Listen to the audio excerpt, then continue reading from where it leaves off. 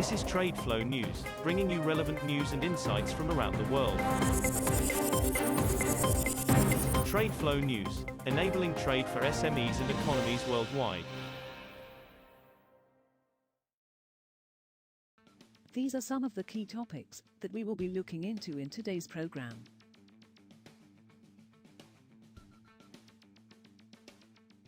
First, let's take a look at the overnight headlines which are impacting the commodity markets.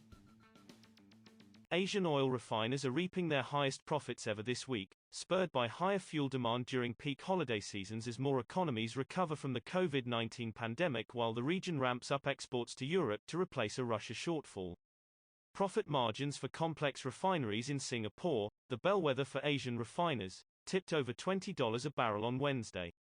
Gasoline, diesel and jet fuel crack spreads all hit fresh record highs of $22.28, $47.53 and $37.38 per barrel respectively on Thursday, thanks to a transport boom as more economies ease COVID restrictions. Oil prices rallied on Thursday after reports that Germany is no longer opposed to an embargo on Russian oil, which could further tighten supplies in the already stressed global crude market. German representatives to the European Union are no longer objecting a full Russian oil embargo as long as Berlin is given time to secure alternative supplies, The Wall Street Journal reported on Thursday. The article echoes comments from Germany's economy minister Robert Habeck on Tuesday, when he said the EU's largest economy could cope with an EU embargo on Russian oil imports and it was hoping to find ways to replace Russian oil with other supply.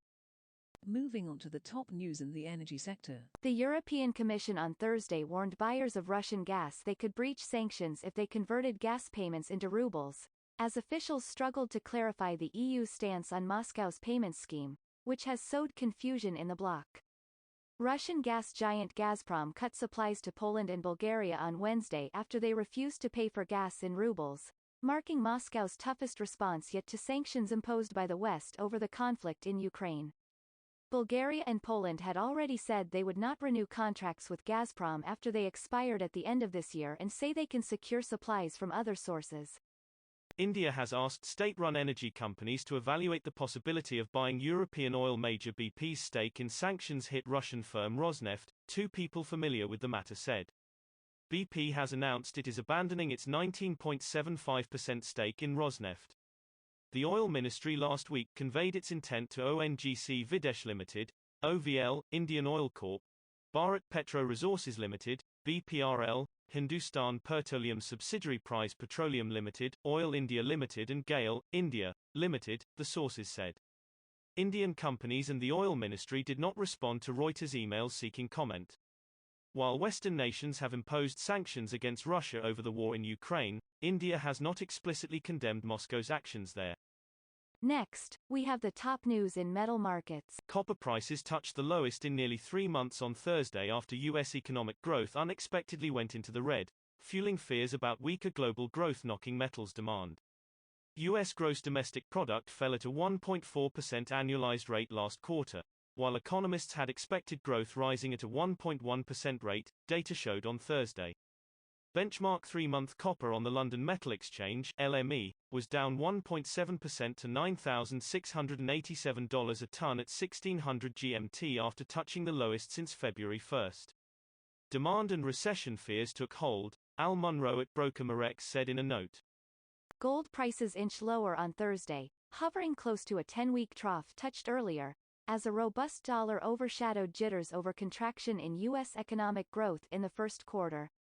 Spot gold was down 0.1% at $1,885.11 at 1620 GMT. It hit $1,871.81, its lowest level since February 17 earlier in the session.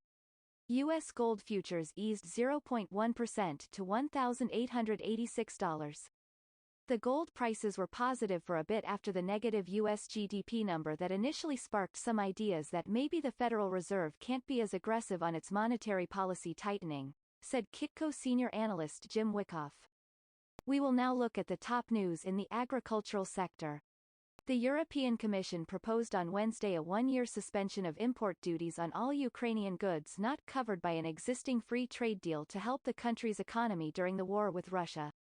The measures will apply in particular to fruit and vegetables, subject to minimum price requirements, agricultural products facing quotas, and certain industrial goods, tariffs on which were only due to be phased out by the end of 2022.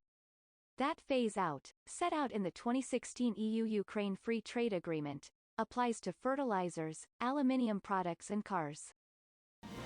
That is all for today's news on commodity markets. Stay tuned to TradeFlow News as we continue to provide you with more updates. We also invite you to follow us on Twitter at TradeFlow News, which allows you to watch our program on your mobile device or desktop to receive information from there.